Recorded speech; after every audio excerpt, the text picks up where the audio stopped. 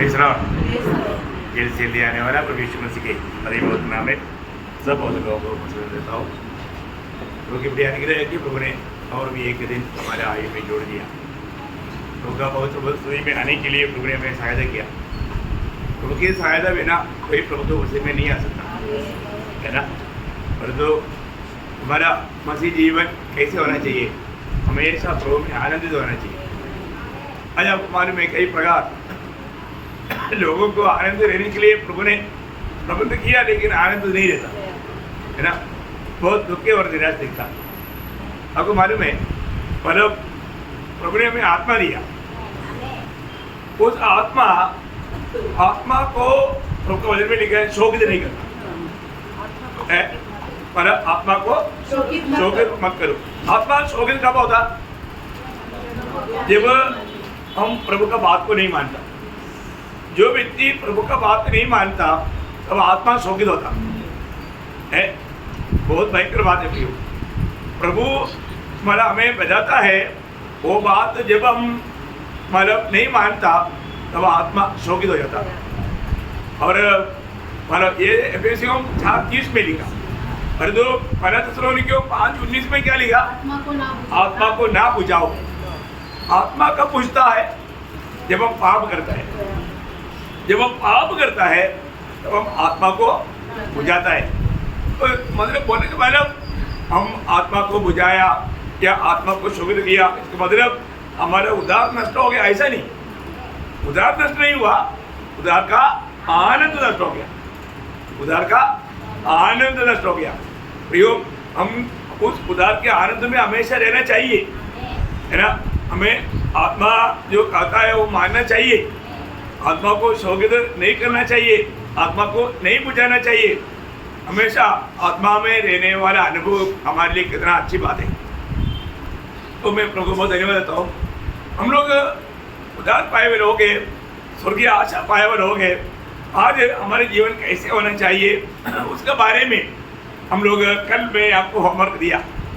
मतलब परसों हमने जो वचन ध्यान कर रहा था उसी का कंटिन्यूएशन में है। कितने लोगों ने किया मुझे मालूम नहीं, आपने किया भी होगा। तो भी आज मैं उसमें से कुछ बात मानव पवित्र आत्मा जैसे अगुवाई करेगा मैं आपको बताना चाहता हूँ। बहुत ही महत्वपूर्ण बात है। तो मानव दूसरा पत्रोस 12 अध्याय के 1 से 4 तक का वचन हमने थोड़ा सा रीडिंग में कल देखा। आज 5 वचन से 11 वचन तक हम लोग ध्यान करने जा रहा है। तो आप उसमें 5 वचन पढ़िएगा। इस कारण तुम सब प्रकार का यत्न करके बस अभी वहां पर रुकना, मतलब थोड़ा रुकते जाएगा तो अच्छा रहता। वहां पर बोलता है तुम सब प्रकार का यत्न करना है ना। सब प्रकार का यत्न करना। अभी हमारे जीवन में मसीह में आने के बाद में बड़े यत्न के साथ जीवन बिताना। यत्न मीन्स उल्लास। यत्न का अर्थ क्या है? उल्लास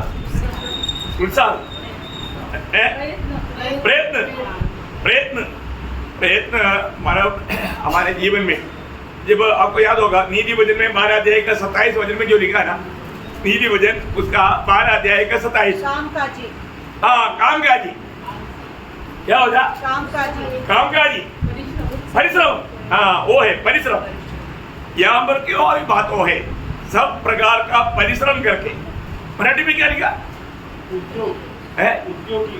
उद्योगी। हाँ, तो बोलने का अर्थ उसका सही परिभाषा में ये है कि आप बहुत परिश्रमी होना, बहुत उत्साही होना है ना। आपका जीवन मतलब दूसरे को उत्साह देने वाला बनना। हमें किन किन बातों में उत्साही बनना चाहिए ये जानना बहुत जरूरी बात है। मैं कम से कम जल्दी बता के जाऊंगा। 7 बातों में हम उत्साही रहना चाहिए। 7 बातों में हम बहुत परिश्रमशील होना चाहिए।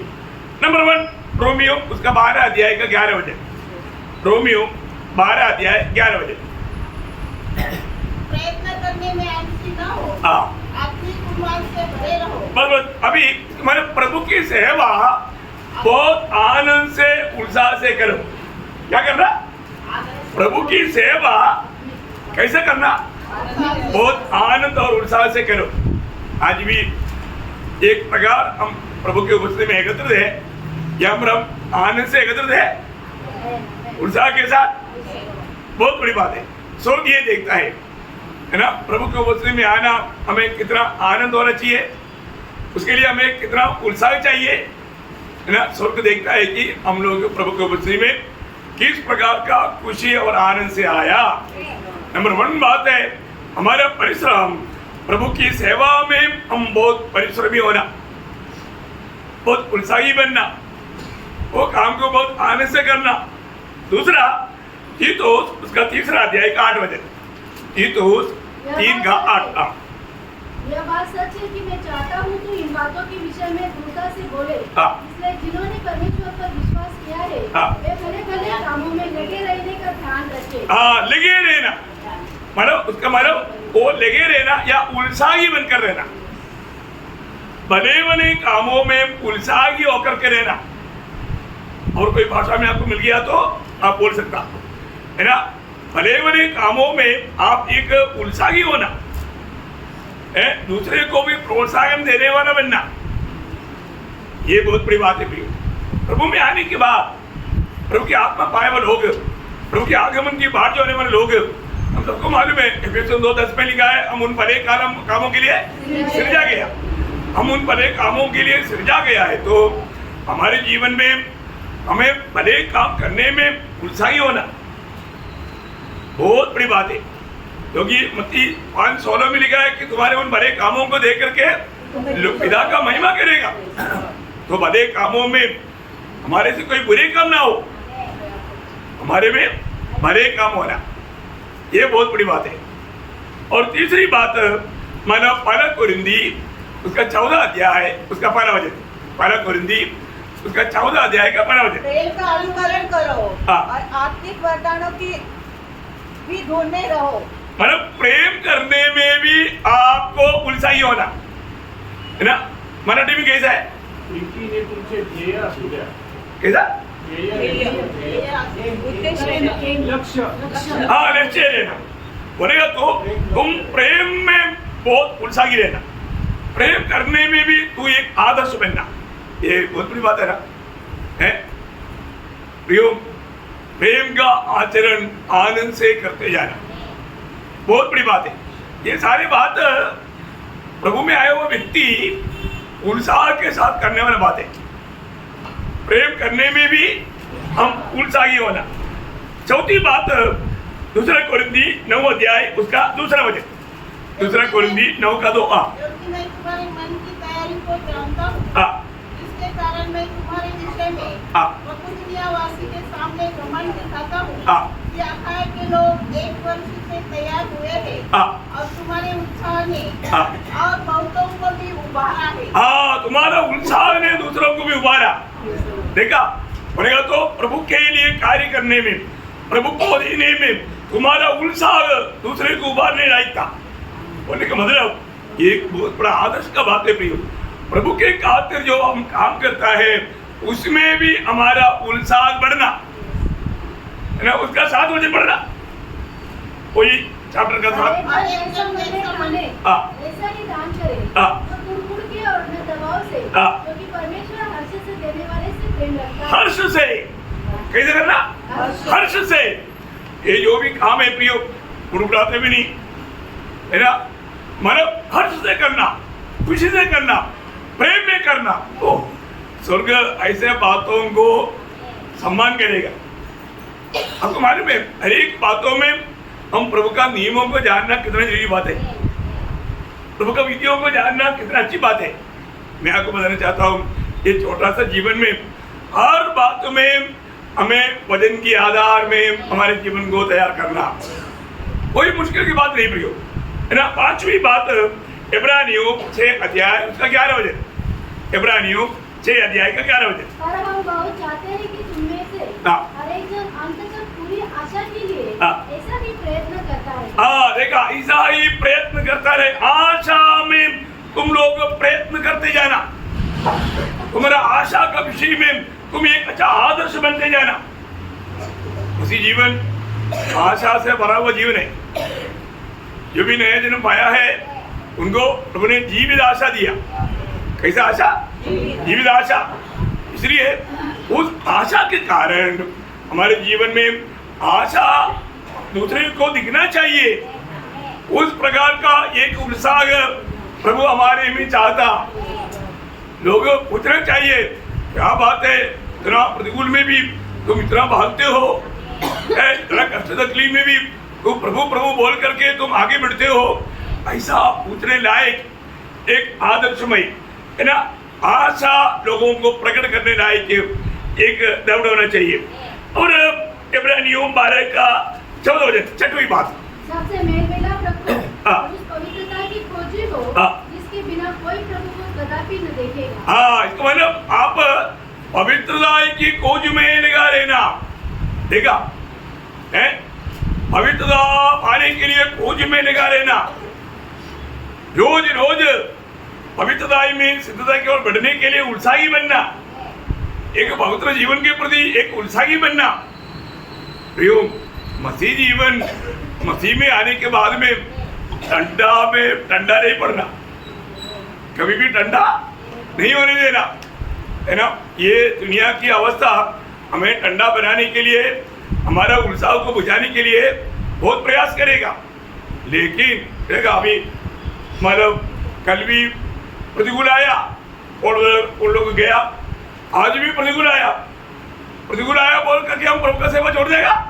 नहीं, प्रतिकूल का बीच में भी हम प्रभु का काम करते जाएगा। जब तक प्रभु नहीं आता तब तक हम प्रभु का सुगंध को फैलाते जाएगा। कितनी बड़ी बात है। और सातवीं बात, पहला थिस्सलुनीकियों 2 अध्याय का 12 वचन, कि तुम्हारा चाल चलन परमेश्वर की योग्य हो, तो तुम्हें अपने राज्य और महिमा में बुलाता है। नहीं, मतलब उत्साह में उत्साह देना, उत्साहियों को उत्साह देना। पहला थिस्सलुनीकियों 2 अध्याय आपका 11-12 में पढ़िएगा। तुम जानते हो कि जैसा पिता अपने बालकों के साथ व्यवहार करता है, वही है, वैसे ही हम भी तुमसे हरेक को उपदेश करते और शांति देते और समझाते थे। मतलब बोलने का मतलब यहाँ पर उनको उत्साहियों को और भी उत्साह बढ़ाते, ऐसा वो आवाज आना चाहिए। परंतु अभी आप लोगों का परिभाषा में इतना नहीं आया। हम एक पिता के समान उत्साहियों को और भी उत्साही होने के लिए प्रोत्साहन देता है ना। मसीह जीवन ऐसा है, तो उसको मतलब हर प्रकार का उत्साह करके। अभी वापस हम 2 पत्रोस पहला अध्याय उसका 5 वचन में आएंगे। इसी कारण तुम सब प्रकार का यत्न करते। आप सब प्रकार का यत्न करके बोलेगा तो वहां पर का वो शब्द ऐसा होना चाहिए, बहुत उत्साही होकर के। मेरा वो शब्द आप लोग उत्साही, हर एक बातों में उत्साही। हाँ यार, वो बहुत उत्साही है। उत्साह हिंदी शब्द है ना। हाँ, उत्साह है, मतलब कुछ भी बात बोलेगा तो जैसे वचन पढ़ने के लिए उत्साह, इधर जाने के लिए उत्साह, वो काम करने के लिए उत्साह, मतलब एक उत्साही होना। अभी उत्साह करके, उत्साह में होकर के, अभी उत्साह का बात हम लोग देख रहा था। ये उत्साह में सबसे पहला बात क्या है आप बताओ? अपने विश्वास पर सद्बुद्धि। देखा, देखिए अभी यहाँ पर उसका शुरुआत का बात है विश्वास। अभी ये बहुत बड़ी बात है। एक आत्मीय जीवन का आरंभ विश्वास से होता है ना। इसलिए यहाँ पर हम देखते हैं कि हम सीढ़ी चढ़ने जा रहे हैं। पहला सीढ़ी देख दिया विश्वास। क्या कर दिया? विश्वास। सबका ध्यान इधर ही है ना। बहुत प्रार्थना के साथ रहना आप लोग। मैं बहुत आप लोगों को बताना चाहता हूँ, हम लोग प्रायोगिक जीवन में एक सच्चा विजयी मसीह जीवन बिताते हुए प्रभु की आगमन में बड़े आदर के साथ प्रवेश होने वाला, वो बात हम कितना गौर दे करके सीखना चाहिए, क्योंकि समय बहुत निकट है। अभी यहाँ पर बोलता है कि सबसे पहला कदम है विश्वास। आपको मन में विश्वास क्या है? विश्वास क्या है? इब्रानियों 11 अध्याय का 12 वचन। विश्वास आशा की वस्तुओं का निश्चय और अनदेखी वस्तुओं का प्रमाण है। देखा प्रियो, आज विश्वास क्या है करके बहुत लोगों को नहीं मालूम है। विश्वास क्या है ये बात बहुत लोगों को मालूम नहीं। कई लोगों का विश्वास क्या है? जो उन्होंने चाहा वो प्राप्त करने के लिए वो आशा में रहता, वो विश्वास नहीं। विश्वास क्या है? बहुत सुंदर रीति में हमारा वचन बोलता। वापस पढ़िए। अब विश्वास आशा की हुई वस्तुओं का निश्चय, आशा किया हुआ बातों का निश्चय और अनदेखी वस्तुओं का प्रमाण है। प्रमाण है। इसका मतलब आपको ये बात को जानना है कि अभी हमने किसी ने प्रभु को यीशु मसीह को देखा क्या? नहीं। और वो विश्वास करता है। क्यों करता है? क्योंकि बाइबल कहता है ना, प्रभु यीशु मसीह हमारे लिए हमारा पापों को लेकर के सूली पर मरा है। यीशु मसीह सूली पर मरने के समय में यीशु मसीह की दाहिने बाएं एक एक कुकर्मी भी था। ये सब हमने देखा क्या? नहीं देखा, लेकिन हम विश्वास करता है कि नहीं? विश्वास करता है। यीशु मसीह मरने के बाद में कब्र में रहेगा और वो जी उड़ा, स्वर्ग में गया। ये सारे बात हमने नहीं देखा, लेकिन विश्वास करता, क्योंकि ये बाइबल में लिखा। बहुत बड़ी बात है। हमारा जीवन विश्वास से है। इसको मतलब हमारे आत्मीय जीवन का ये दौड़ में अगला सीढ़ी हमने विश्वास से चढ़ने देगा। अभी यहाँ पर भी इस विश्वास से हमें क्या क्या लाभ मिला, वो एक छोटा विवरण में आपको देना चाहूंगा, क्योंकि ये विश्वास बहुत अमूल्य संपत्ति है। ये विश्वास एक अमूल्य संपत्ति है। तो ये विश्वास से हमें क्या क्या मिलता? नंबर 1 बात, हमें धार्मिकता मिलता। विश्वास बिना हम धर्मी नहीं बन सकता, है ना। विश्वास, जब रोमियो 5 अध्याय का पहला वचन, अतः जब हम विश्वास से धर्मी ठहरे, देखा, विश्वास से हम धर्मी ठहरा। प्रियो, प्रभु यीशु मसीह पर विश्वास किया हुआ एक व्यक्ति परमेश्वर का दृष्टि में वो धर्मी है। हमारा कोई भी अच्छा काम करके हम धर्मी बन सकता? कभी नहीं हो सकता। परंतु ये विश्वास, यीशु मसीह मुझे पापी के लिए सूली पर मरा, मेरा सजा प्रभु ने उठाया, ये विश्वास हमें धर्मी बनाता। इतना अनोखा बात है ना। ये सच्चाई कितने लोग कितनी बार सुना, लेकिन उनको विश्वास करने के लिए नहीं हुआ, इसलिए वो धर्मी नहीं बना। और जो विश्वास करने हुआ वो धर्मी बना। इतना फर्क है प्रियो, है ना। प्रभु का अनुग्रह। मैं आज ये बात आपको बताना चाहता हूँ प्रियो, अभी भी जो व्यक्ति धर्मी नहीं बना, अभी भी आपको धर्मी बनने का मौका है। प्रभु यीशु मसीह की काल्वरी सूली की मृत्यु मेरे पापों के लिए था करके आप कबूल करेंगे, आप विश्वास करेंगे, आप धर्मी बनेगा। देखा, आपको जाकर के हिमालय में जाकर के तपस्या करने की जरूरत नहीं, सिर्फ विश्वास करना। पिता ने जो हमारे लिए अपने पुत्र में जो किया, वो बात विश्वास करके जो भी व्यक्ति अंगीकार करेगा उसको धर्मी बनेगा। नंबर 1 बात है, वो धर्मी बनेगा। दूसरी बात है, वो परमेश्वर का बेटा बनेगा। विश्वास हमें क्या बनाता है ना। यूहन्ना का सुसमाचार उसका पहला अध्याय उसका 12 वचन, तो जिसने उसे ग्रहण किया उसने उन्हें परमेश्वर की संतान होने का अधिकार दिया। देखा प्रियो, जो भी प्रभु यीशु पर विश्वास करता उन्हें परमेश्वर का संतान होने के लिए प्रभु अधिकार देता। ये कितना बड़ी बात है प्रियो, कितना बड़ी बात है। हमें इस बात को जानना है, विश्वास करने वालों को परमेश्वर का संतान होने का अधिकार है। कितनी बड़ी बात है ना। आज भी कितने लोग प्रभु यीशु मसीह परमेश्वर का पुत्र है, ये विश्वास करने के लिए लोगों से नहीं हो रहा। अरे यीशु मसीह की जैसा कोई काम किया वो दुनिया में कोई है क्या? नहीं है ना प्रियो। वो एक मनुष्य नहीं, वो सचमुच में परमेश्वर मनुष्य बनकर आया। अगर ये सच्चाई अगर हम नहीं मानोगे, नहीं विश्वास करोगे, हमें कभी भी ये पदवी नहीं मिलेगा। परंतु ये अमर बैठा हुआ जिन्होंने उद्धार पाया, उन्होंने प्रभु यीशु परमेश्वर का पुत्र करके विश्वास किया, इसलिए हमें परमेश्वर का संतान होने के लिए अधिकार मिला, या हमें नया जन्म मिला। एक प्रकार उनको पाप क्षमा मिला। ये कितना श्रेष्ठ बात है। और तीसरी बात, ये विश्वास का गुण, हमारा प्रार्थना का हमें जवाब मिलता। क्या मिलता? प्रार्थना का जवाब। प्रियो, आप प्रभु में ना होते हुए, ये विश्वास ना रखते हुए कितना भी प्रार्थना करेगा तो भी कोई फायदा नहीं। है ना। मत्ती उसका 21 अध्याय के 22 हो जाए। मत्ती और जो कुछ तुम प्रार्थना में विश्वास से मांगोगे वो सब तुमको मिलेगा। देखा, वो सब तुम्हें मिलेगा। वो कितना अनोखा शब्द है प्रियो। मैं आपको बताना चाहता हूं, हम विश्वास से मांगता है। एक प्रभु का बेटा पिता से विश्वास से मांगेगा, वो सब उसको मिलेगा, मिलेगा, है ना। ये कितना अनोखा बात है। हम लोग विश्वास के साथ मांगना। तो अगर हमें प्रभु से अपना प्रार्थना का उत्तर पाना है तो क्या चाहिए? विश्वास चाहिए, विश्वास चाहिए प्रियो, है ना। आज लोग ये विश्वास ना करने से, हर एक बातों में विश्वास आधार है, इसलिए पहला सीढ़ी विश्वास है ना। चारों बात यही विश्वास है हमें प्रभु का विश्राम में प्रवेश कराता। इब्रानियों 4 अध्याय का 3 वचन, चारों बात। जिन्होंने विश्वास किया है विश्राम में प्रवेश करते हैं। देखा, जो विश्वास किया वो विश्राम में प्रवेश किया। कितना अनोखी बात है।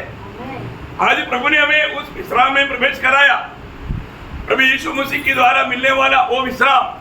प्रभु ने बोला, हे परिश्रम करने वालों, बोझ से दबे लोगों, मेरे पास आओ, मैं तुझे विश्राम दूंगा। विश्राम पाया कि नहीं?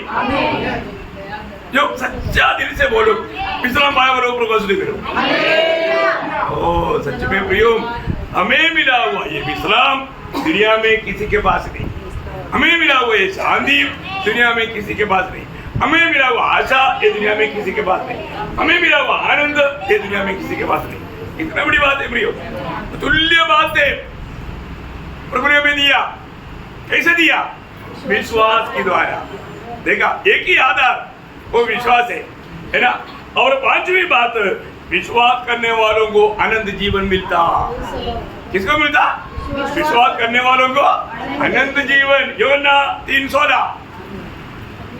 क्योंकि परमेश्वर ने जगत से ऐसा प्रेम रखा कि उसने अपना एकलौता पुत्र दे दिया, ताकि जो कोई उस पर विश्वास करे वह नष्ट न हो परंतु अनंत जीवन पाए। देखा प्रियो, जो भी विश्वास किया अनंत जीवन पाएगा, है ना। प्रभु ने हमें अनंत जीवन दिया। उसका 36 हो जाए, 3 का 36। जो पुत्र पर विश्वास करता है अनंत जीवन उसका है। बस बस प्रियो, जो भी पुत्र पर विश्वास किया अनंत जीवन प्रभु आपको दान दे रहा है। फिर भी विश्वास करके हाथ बढ़ाकर स्वीकारने के लिए तैयार नहीं है तो आपका दिल कितना कठोर है प्रियो, है? आपको समझ में रहे? वो प्रार्थना के साथ रहना है। आज भी जिसका उद्धार नहीं हुआ, जिसको अनंत जीवन नहीं मिला, उनको अनंत जीवन लेकर के प्रभु आपको दे रहा है। फिर भी वो हाथ बढ़ाकर लेने के लिए आप तैयार नहीं। कितना दुख की बात है। कितना हजारों बार आप ये सुसमाचार सुनता है प्रियो, पर जो आपने विश्वास से वो नहीं स्वीकारेगा तो आपको अनुभव नहीं मिलेगा। ये अनुभव पाकर जीना कितने जरूरी बात है ना। उसका 20 अध्याय का, ये ना 20 अध्याय का 31 हो जाए। लॉर्ड, परंतु ये इसलिए लिखे गए हैं कि तुम विश्वास करो कि मसीह ही यीशु ही परमेश्वर का पुत्र मसीह है और विश्वास करके उसके नाम से जीवन पाओ। देखा, विश्वास करके यीशु मसीह के नाम पर जीवन पाओ। इतनी बड़ी बात है प्रियो। प्रभु का वचन है प्रियो, सत्य वचन है ना। ये सत्य वचन को भी आप विश्वास नहीं करता, फिर आप किस बात को विश्वास करेगा? झूठ बात हो, है ना। सत्य वचन को जो विश्वास नहीं करेगा, फिर वो किसको विश्वास करेगा? झूठ को। झूठ सुनने के लिए इधर क्यों आता? तेरा वो लोग प्रभु का सत्य वचन पर विश्वास करते हैं। इतनी बड़ी बात है। तो पहली बात, तुम सारे परिश्रम करके विश्वास में बना रहना, सारे परिश्रम करके है। और छठवीं बात, विश्वास की छठवीं बात, मतलब विश्वास से ही उधार है ना। ये प्रेरितों का 16 अध्याय 31 हो जाए। तो तू और तेरा घराना उधार पाएगा। देखा, तुझे उधार पाने के लिए सिर्फ क्या करना? प्रभु यीशु पर विश्वास कर। किसी पर विश्वास करने से नहीं मिलेगा, है ना। हमारे भारतीय लोगों का एक खूबी क्या है, वो बोलता है जहां पर भी देखा गया तो वहां पर सब प्रभु है। ये नहीं है प्रियो। पत्थर में भी है, पत्ते में भी है, पेड़ में भी है, चूहा में भी है, सांप में भी है, ऐसे ही क्या? नहीं नहीं नहीं, ये सब झूठ बातें हैं। तो हमें प्रभु यीशु पर विश्वास करेगा तो उसको उद्धार है, ये बहुत बड़ी बात है, क्योंकि वो हमें उद्धार करने वाला नाम है। उस नाम से हमें पाप क्षमा है, उस पाप से हमें मुक्ति है। तो ये सच्चाई विश्वास करने के लिए भी आपको दिक्कत है, तो फिर आप कैसे बेचेगा? है प्रियो, प्रभु यीशु मसीह दुनिया में हम पापियों के लिए आया और हमारा पाप का मजदूरी अपने ऊपर लिया और वो हमारे लिए मर गया। ये बात विश्वास करने में आपको दिक्कत है? हैं? दिक्कत है? कितना दुखदायी बात है? ये सच्चाई विश्वास करके जो व्यक्ति अपने मुंह से कबूल करेगा तो ना, रोमियो 10 अध्याय का उसका 9-10 वचन, रोमियो 10 अध्याय का 9-10 वचन। अपने मुंह से यीशु को प्रभु जानकर अंगीकार करे और अपने मन से विश्वास करे कि परमेश्वर ने उसे मरे हुए से जिलाया, तो तू निश्चय उद्धार पाएगा। देखा प्रियो, निश्चय है, कोई संदेह नहीं। ओह, भजन हमें कितना मतलब मजबूत रीति में समझाता, इसमें कोई संदेह करने का जरूरत नहीं, बहुत बड़ी बात है। तो विश्वास हमारा उद्धार करता। आखिरी 7वीं बात, विश्वास से ही प्रभु को प्रसन्न कर सकता है ना। मतलब प्रेरितों 11 अध्याय का 6 वचन, सॉरी इब्रानियों 11 अध्याय का 6 वचन। और विश्वास बिना उसे प्रसन्न करना अनहोना है। प्रियो, विश्वास बिना प्रभु को प्रसन्न करना असंभव है, अनहोना है। ओह, कितने सत्य बात है प्रियो, हैं? आपको मालूम है, आदम का 2 बेटा प्रभु को प्रसन्न करने के लिए भेड़ लेकर गया, उन्होंने चाचा से लेकर गया, क्योंकि कहीं नहीं किसान था, उन्होंने खेती से चावल लेकर गया। हाबिल भेड़ बकरियों को चलाता था, उन्होंने अच्छा एक मेमने को लेकर गया। लेकिन वहां पर हम देखता है परमेश्वर हाबिल और उसका भेड़ को ग्रहण किया, काइन को और उसका भेड़ को ग्रहण नहीं किया। कारण क्या है? एक ही कारण है, कोई भेड़ खराब तो हो नहीं, काइन विश्वास से नहीं आया, काइन विश्वास से नहीं आया, हाबिल विश्वास से आया। देखा वो इब्रानियों में लिखा, इब्रानियों के 11 अध्याय का 4 वचन। विश्वास से हाबिल ने कैन से उत्तम बलिदान, देखा, विश्वास से हाबिल ने काइन से उत्तम बलिदान परमेश्वर के लिए चढ़ाया और उसी के द्वारा उसके धर्मी होने की गवाही दी गई। देखा प्रियो, बहुत बड़ी बात है कि हाबिल की बलि में, हाबिल में प्रभु प्रसन्न हुआ, क्योंकि वो विश्वास से आया। आज कितने लोग यहाँ पर विश्वास से आया? विश्वास से आया? यहाँ पर आप कैसे आया? आपका क्या विश्वास है? Praise Lord. प्रियो, प्रभु की उपस्थिति में आने वाला पहली बात विश्वास से आना चाहिए। दूसरी बात, जो भी प्रभु के वचन सुनता है उसको जीवन में मानना चाहिए। अब नहीं मानेगा तो अब यहाँ पर आया प्रभु को दुख देने के लिए, क्योंकि ये वाणी प्रभु का वाणी है, ये प्रभु के वचन को सुन करके हमें अमल करना है। अगर अमल नहीं करता तो भी वो भी एक दुखदायी बात है। विश्वास से आना, प्रभु आज भी मैं तेरा गुलाम तेरी उपस्थिति में हूँ, तो मुझसे बोलना।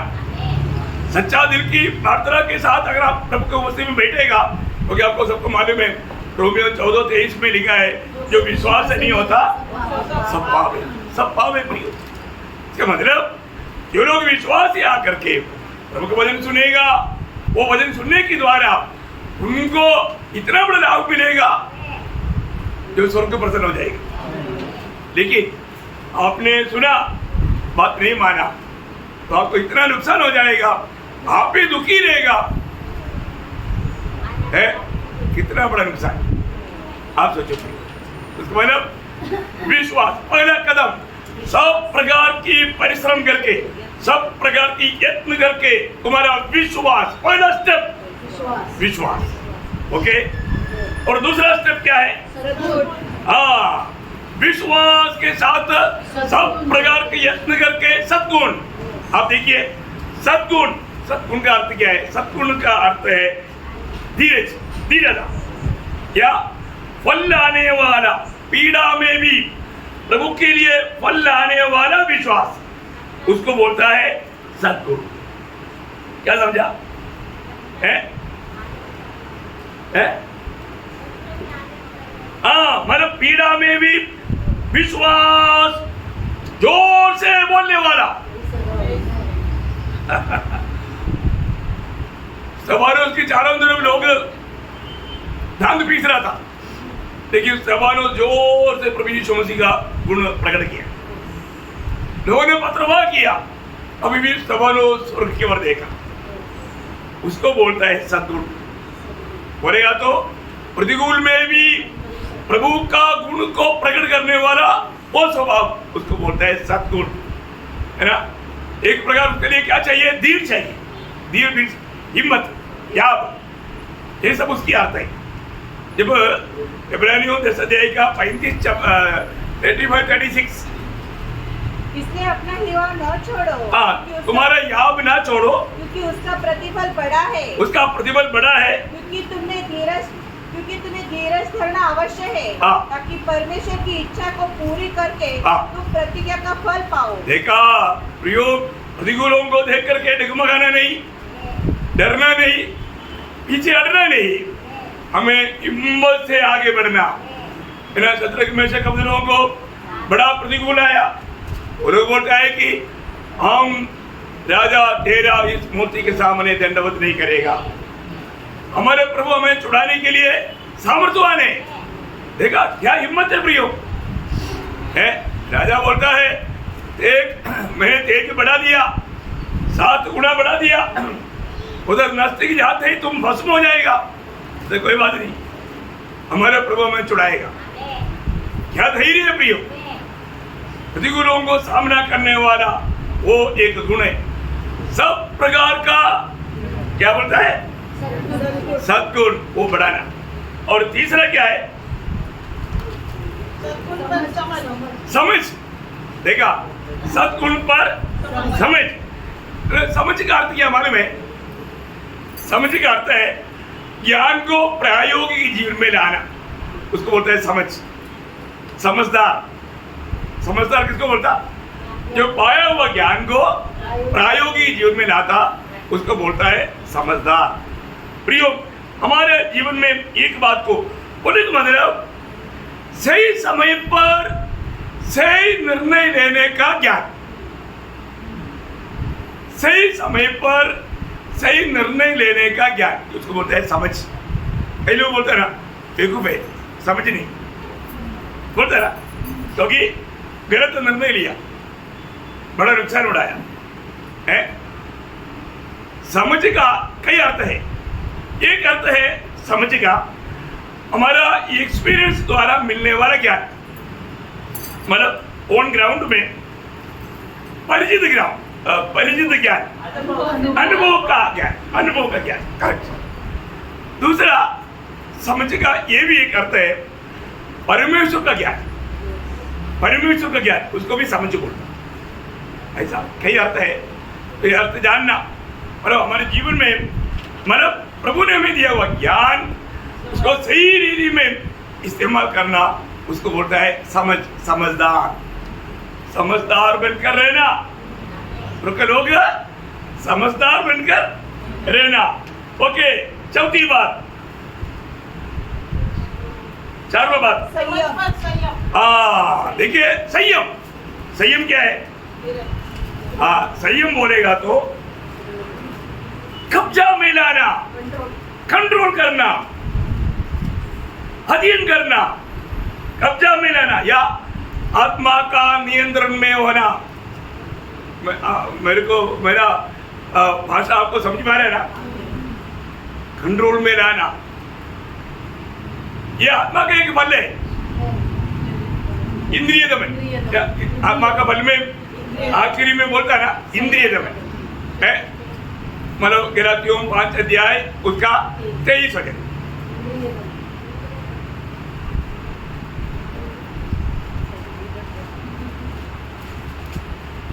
मिला? नम्रता और संयम है। नम्रता और संयम, आखिरी शब्द संयम। इसका मतलब क्या है कि खुद में उसको कंट्रोल में लाने का सामर्थ्य। ये सब खुद में बोलेगा तो अपने खुद का नहीं, आत्मा का अधीन रह करके कंट्रोल में लाने वाली बात है। ओके, हर प्रकार संयम रखना है ना। कई लोग तुरंत निराश हो जाते है ना, कई लोग जल्दी गुस्सा करता हाँ भयंकर है, तुरंत गुस्सा करता है। कई लोग जल्दी संदेह करता, संदेह, ये सब गड़बड़े। इन सारे बातों के ऊपर हमें विजय होना, इसको बोलता है इंद्रिय दमन है। ये हर प्रकार का इंद्रिय दमन होना चाहिए। कई लोग इंद्रिय दमन बोलेगा तो हमारा हर एक, कई लोग कुछ बोलने लगता है तो बोलते रहता, डोंट स्टॉप है, कोई खास बात नहीं।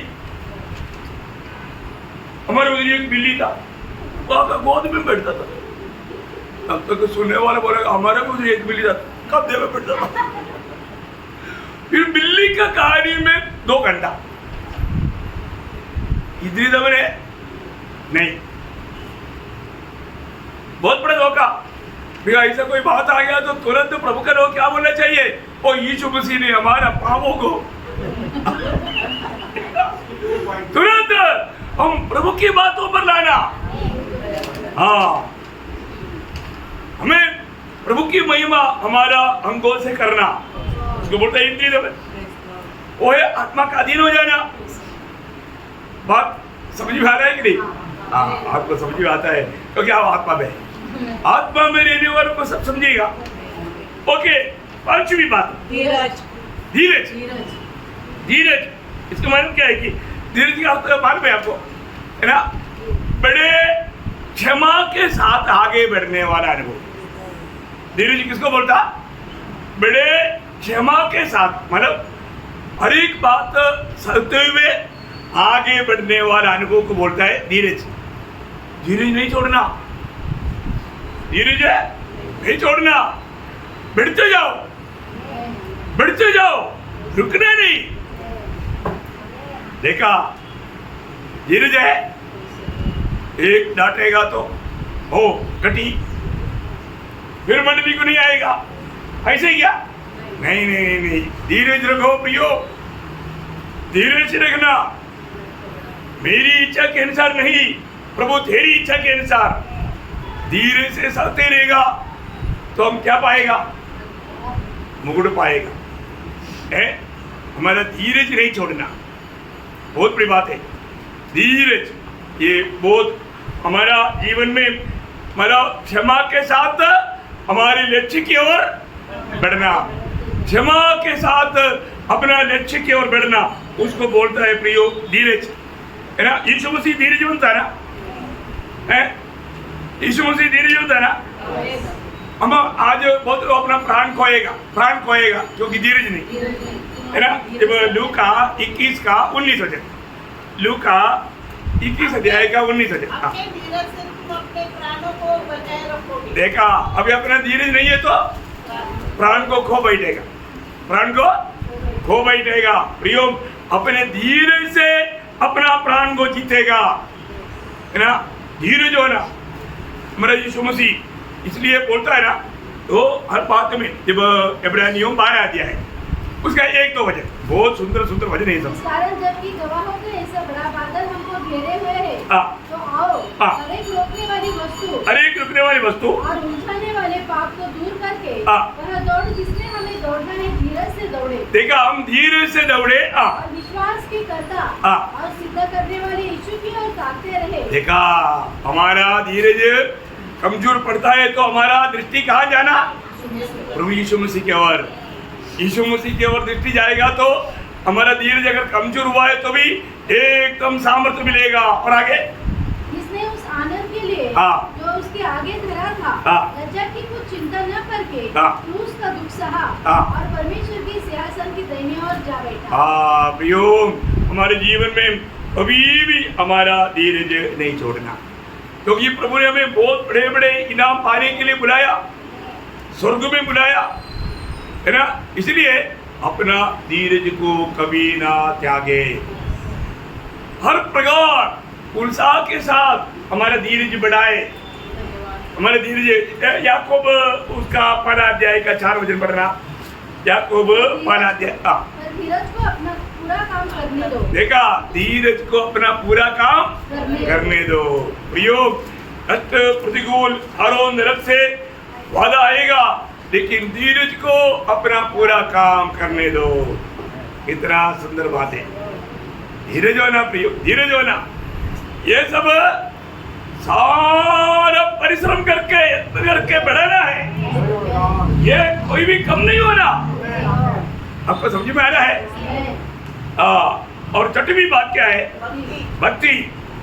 मतलब भक्ति में प्रभु के साथ और भाई बहनों के साथ का नाता मजबूत करना है, संबंध अच्छा रखना। क्या रखना? संबंध अच्छा रखना, वो है भक्ति। संबंध अच्छा नहीं, प्रेम दिखाएगा, भक्ति है क्या? नहीं, है ना। भक्ति का भेद आपको याद है ना? पहला तिमोथी 3 अध्याय का 16 वचन, पहला तिमोथी 3 का 16। इसमें संदेह नहीं हाँ। कि भक्ति का भेद गंभीर है। हाँ। अर्थात वह जो शरीर में प्रकट हुआ, हाँ। आत्मा में धर्मी ठहरा, हाँ।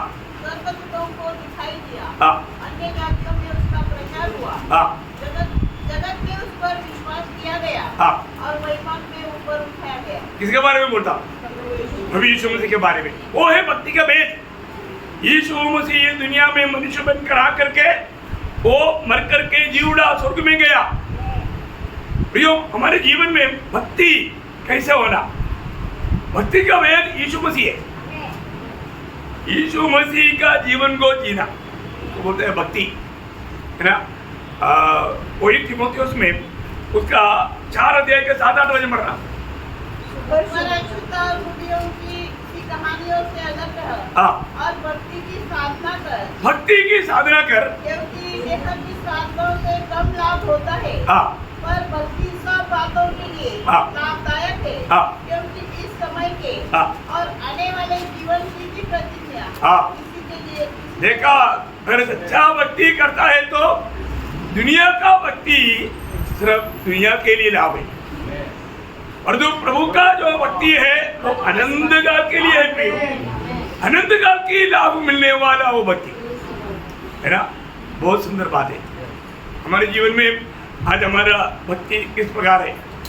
स्वर्ग चाहने वाला ग्रहण करने लायक भक्ति है क्या?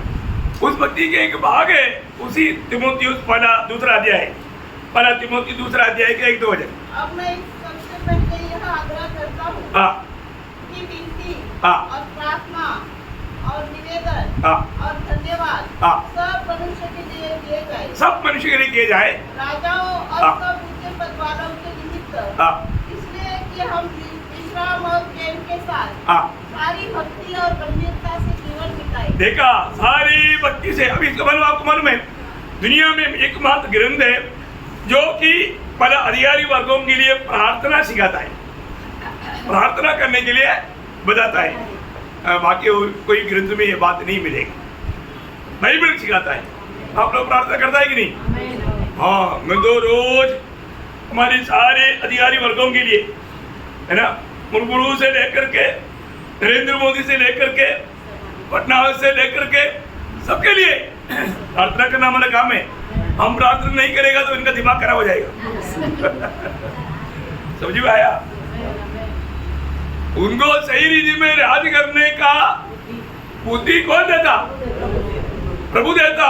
कब देता? प्रार्थना करने वाले भक्तों को प्रार्थना के द्वारा। क्या समझा? विश्वास करता है क्या? सच्ची बात है, ये है सच्चा भक्त का काम। प्रयोग आज हमारा भक्ति कैसा है ना, उसका 6 अध्याय, कोई पहला तिमोथी 6 अध्याय का 3 से 6 पढ़ लिएगा। यदि कोई और ही प्रकार का उपदेश देता है हाँ। और खरी बातों को हाँ। अर्थात हमारे प्रभु यीशु मसीह की बातों को हाँ। और उस उपदेश को नहीं मानता हाँ। जो भक्ति के अनुसार है, हाँ। तो वह अभिमानी हो गया हाँ। और कुछ नहीं जानता, हाँ। वरन उसे विवाद हाँ। और शब्दों पर तर्क करने का रोग है, हाँ। जिससे काहा और झगड़े हाँ। और निंदा की बातें और बुरे बुरे संदेह और उन मनुष्यों में व्यर्थ रगड़े झगड़े उत्पन्न होते हैं, हाँ। जिनकी बुद्धि बिगड़ गई है हाँ। और वे सत्य से विरहित हो गए, हाँ। जो समझते हैं कि भक्ति कमाई का द्वार है, हाँ। पर संतोष से ही भक्ति बड़ी हाँ। कमाई है। हाँ प्रियो, उन लोगों का लक्ष्य पूरा दुनिया है, उनका पेड़ उनका ईश्वर है, उनका लक्ष्य पूरा तेल लाओ पानी लाओ आश्रम का देगा है दुनिया की बात, और उनको दुनिया की आशीष के बारे में सिखाएगा। आनंद जीवन की बातें नहीं बोलेगा, स्वर्ग की बात नहीं बोलेगा, प्रभु यीशु मसीह की बात नहीं बोलेगा। उनका प्रचार में शायद प्रभु यीशु मसीह का एक शब्द तक बहुत कम आता, इतना दुखदायी बात है प्रियो। हमें रोज सच्चा भक्त एक ही भक्त है, वो यीशु मसीह, उसके कदमों पर कदम मिलाकर चलने वाले जीवन है। कितना धन्यवाद है। तो भक्ति को बढ़ाना, और आखिरी क्या है, आखिरी बात भाईचारा का प्रीति। ओ प्रियो, भाईचारा का प्रीति बढ़ाते जाओ है, मतलब इसका मतलब भाईचारा का प्रीति क्या है? भाईचारा का प्रीति का अर्थ है अपने सहविश्वासियों के साथ आपस में प्रेम में रहना, भाईचारे का प्रीति। सगे विश्वासियों के साथ प्रेम में है कि नहीं? अरे तो रोज का अभ्यास है ना, ये बढ़ना, हमें अपनी भाई बहन से मिलने के लिए तरफ बढ़ना, बढ़ता ही नहीं। भाईचारे का प्रीति बढ़ते जाना, हर प्रकार उसको बढ़ाना, और वो भी कैसा प्रेम? पहला पत्रोस पहला अध्याय का 22 वचन, पहला पत्रोस पहला अध्याय का 22 वचन का आखिरी बात। तन मन लगा करके अधिक प्रेम करो, भाईचारे का प्रेम प्रीति, हम एक दूसरे को अधिक प्रेम करो। वो प्रेम एकदम हमें ठंडापन लाएगा, हमारे दिल को ठंडापन लाएगा। अधिक प्रेम करो, तन मन लगा करके। देखो ये सब दिल से करना, उसका 3 गांठ, पहला पत्रोस 3 गांठ। अतः सबके सब एक मन और कृपामय और भाईचारे की प्रीति रखने वाले, भाईचारे की प्रीति रखने वाला, भाईचारा का प्रीति। देखो मैं एक बात आपको बताना चाहता हूँ, ये सब जो बात समझना चाहिए उन बातों को समझकर करेगा तो बहुत बड़ी बात है? नहीं तो दुनिया में प्रभु का लोग एक दूसरे के साथ कैसा प्यार करना चाहिए। 16 भजन संगीता का 3रा वचन में दावीद गाता है, 16 भजन संगीता उसका 3रा वचन, पृथ्वी पर जो पवित्र लोग हैं वे ही आदर के योग्य हैं, और उन्हीं से मैं प्रसन्न रहता हूं। देखा प्रियो, बोलने का अर्थ हमारा इस दुनिया में सबसे हमारा आनंद कौन है? प्रभु का पवित्र लोग है। मैं आपको बताऊं, मैं अपना घर परिवार से बहुत दूर रहता हूँ, परंतु मैं इधर आनंदित है, क्योंकि प्रभु का लोग ही मेरा आनंद है। समझ में आ रहा है क्या है? आप देखो इतना खुशी की बात है प्रियो, क्योंकि ये बात को, ये अनुभव को सही रीति में वचन के द्वारा अनुभव में ला करके जीना बहुत बड़ी बात है। अभी मैं एक तो वचन पढ़ाऊंगा ना, बहुत ध्यान से पढ़ना। इब्रानियों 13 का 1, इब्रानियों 13 का 1। भाईचारे की प्रीति बनी रहे। हाँ, भाईचारे की प्रीति बनी रहे, टूटना नहीं, कहीं टूटना नहीं। कोई कारण तोड़ने की विरोधी कोशिश करेगा, लेकिन टूटने नहीं देना, है ना? रोमियो उसका 12 अध्याय का 10 वचन, भाईचारे की प्रेम से एक दूसरे से स्नेह रखो। हाँ, भाईचारे की प्रेम से एक दूसरे से स्नेह रखो। हाँ, एक दूसरे से प्रीति रखो, स्नेह रखो। क्या प्रयोग है प्रियो, है ना। वही बात को पहला थिस्सलुनीकियों उसके 4 अध्याय उसका 9-10 हो जाए। पहला थिस्सलुनीकियों 4 अध्याय की प्रीति के विषय में यह आवश्यक नहीं कि मैं तुम्हारे पास कुछ लिखूं, क्योंकि आपस में प्रेम रखना तुमने आप ही परमेश्वर से सीखा है। बस तुम लोगों ने परमेश्वर से आपस में प्रेम रखना सीखा है। सीखा ना? प्रभु के लोग जरूर स्वर्गीय पिता से सीखा, क्योंकि हमारे यीशु मसीह का एक ही हमारे लिए आज्ञा, आपस में प्रेम रखो। ये सब और हम नहीं मानेगा तो कितना दुखदायक रहेगा। क्यों हमें ऐसे करना चाहिए? क्यों हमें ऐसे करना चाहिए? क्योंकि हम सब लोग एक ही पिता का संतान है। हमारा सबका पिता कौन है? एक ही है, एक ही पिता का हम संतान है। नंबर 1 बात। दूसरी बात, हमारे सबका स्वामी एक ही है। हमारे सबका स्वामी एक ही है। तीसरी बात, हम सब एक ही कुटुंबी है। क्या है? एक ही परिवार का है। और चौथी बात, हम एक ही राज्य की यात्रा में हैं। हम एक ही राज्य की यात्रा में हैं और हम सभी लोग एक ही देश का अवकाशी है। हम एक ही देश का अवकाशी है। इसलिए हमारे में हर एक विश्वासी को ये 8 बात और प्रकार का यत्न करके जीवन में बढ़ाते रहना चाहिए। कितने बात? 8 बात है ना। उसका पहला कदम विश्वास, आखिरी कदम प्रेम। देखिए बहुत बड़ी बात है। मैं आपको बताना चाहता हूँ, मतलब ये एक बड़ा सीढ़ी है प्रिय। ये सीढ़ी है प्रेम बढ़ाते जाना, है ना। उसकी आपकी 8वां बात, हाँ 8वीं बात, हाँ प्रेम बढ़ाते जाओ। भाईचारे के बाद में क्या है आखिरी में? प्रीति। प्रेम बढ़ाते जाओ, मतलब हर प्रकार का प्रयत्न करके प्रेम भी बढ़ाते जाना। प्रियो, मैं एक बात आपको बताना चाहता हूँ, मतलब प्रेम ये है इन सारे अच्छा गुणों का मुकुट। सारे अच्छा गुणों का मुकुट क्या है? प्रेम।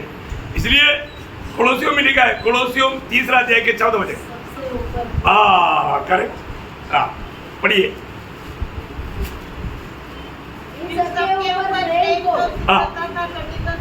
प्रेम को सिद्धता का कटिबंध है, बांध लो। सबके ऊपर जो प्रेम को, जो सिद्धता का कटिबंध है, बांध लो। क्या बात है प्रिय, है ना। लेकिन ये जो बढ़ाने वाला बातों के साथ घटाना वाला बात भी एक तो नहीं बोलेगा तो आपको दुख लगेगा। कुछ बात हमें घटाना है, बढ़ाने वाला बात सुना। अभी 8 बात सुना ना, समझा कि नहीं? कहां तक समझा? क्या मालूम, प्रभु की आत्मा में रहेगा तो समझेगा। और तो कुछ बात घटाना भी है, क्योंकि तो रहेगा तो हमारा बढ़ोतरी के लिए रुकावट आएगा, है ना। वो एक दो बात जल्दी, है ना। 1 पत्रोस 2 अध्याय का 12 बजे।